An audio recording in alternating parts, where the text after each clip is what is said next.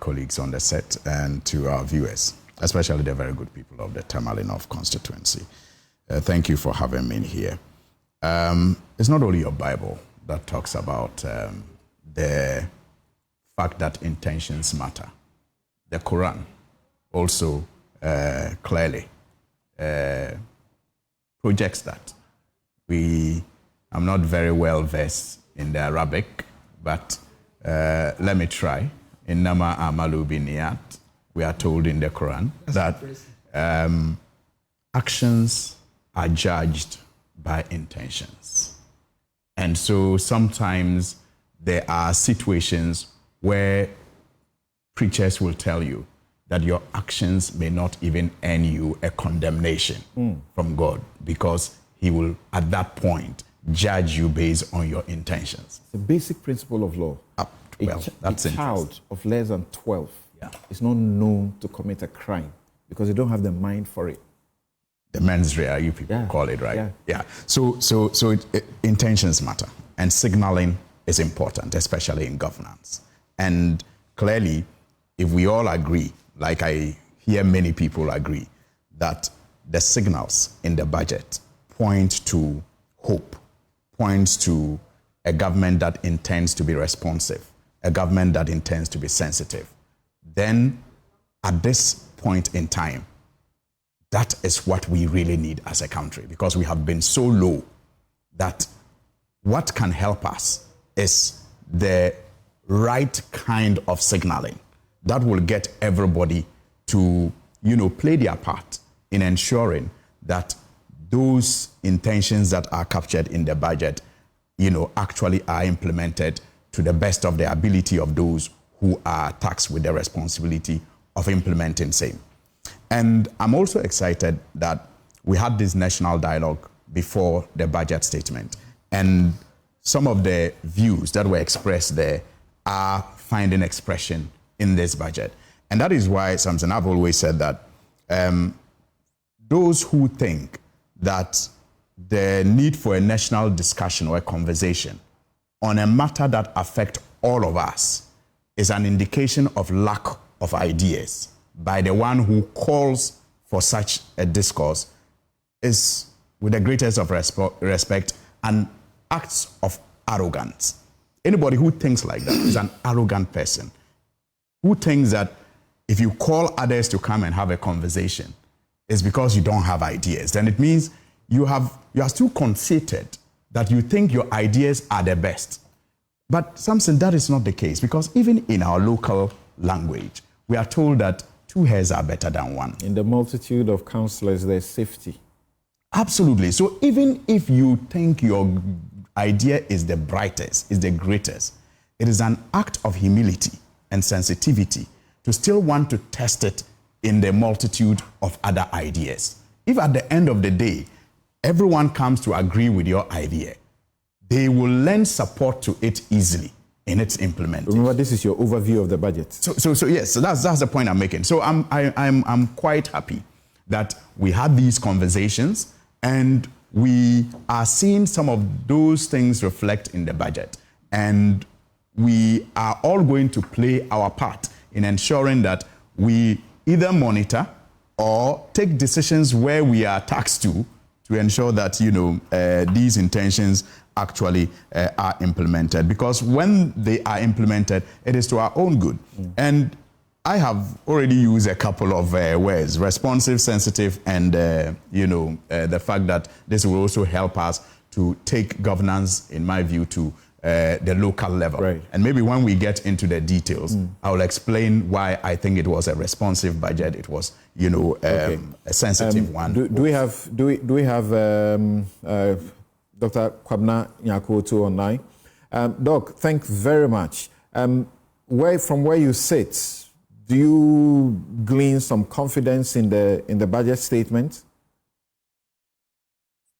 Thank you, Johnson, and good morning to your the panelists and listeners. I think I do.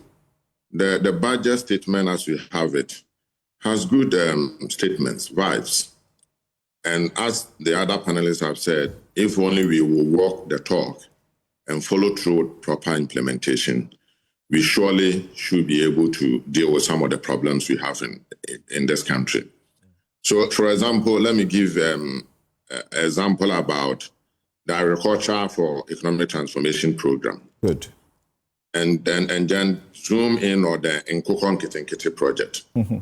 So if, for example, by the end of 2025, we are able to provide all the support we have stated we will give in the budget to poultry farmers, we should be on our road to ending the import of poultry product into this country. And that in itself will be significant. Because, mind you, today we are importing about 90 to 95% of our poultry needs. Why should Ghana do that?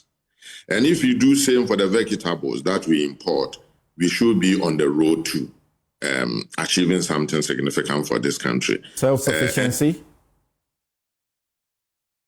Come again? I was asking if you were pointing at self-sufficiency. Yes, and this is what this country needs in order to be able to actually preserve the value of the city. If there's so much pressure on the city for import, there's pressure on the city. But it's also what we need to be able to create value for ourselves, to be able to address the unemployment problem that we face in this country. So my point is, and like others have said, every budget has its plus and minuses. But actually, what we do with the little things we have stated in the budget, their actual implementation is what really matters. To make sure that at the end of the day, we don't say one thing and do another. Mm. And in your experience dealing with political class who, control the purse, how much, on a rate of 1 to 10, how much belief do you put, or faith do you put in these statements? I will give them about 5. And that 5, I even will have to issue a caveat. So, for example, when we say we roll out a government support scheme for people, for Ghanaians, for entrepreneurs, both parties are guilty of picking their party people, not real entrepreneurs who are into the business of, for example, growing the poultry sector or supporting rice farmers. And that is one of the main researching agenda must address. Okay. And to also add on, I think that this budget statement has a number of important things that must be developed for going forward. So, for example, the minister talks about changing our economic model. I don't see much of the policy framework to do that. So my lecturer, Dr. Chumesi Prinsler, for example, talks about the need for macroeconomic stability. But if you go through the budget and scrutinize it well, why is it that all the economists in this country have taken out employment from the macroeconomic variables? Why should it be so? Because she taught me at the University of Ghana that one of the most important macroeconomic variables is employment. Why have we taken it out of the macroeconomic framework in this country?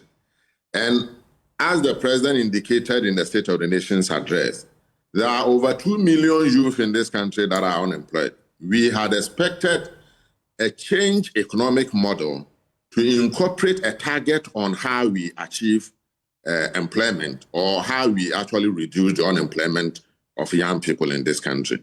So that at the end of the fiscal year, we do not assemble here again to talk about inflation, which is important though. We also ought to have been able to say that, okay, the minister said you will reduce unemployment rate from this number to this number. And then we have a framework to be able to address those kinds of things. Thank you very much. On a good note, I come to Dr. Prinsler.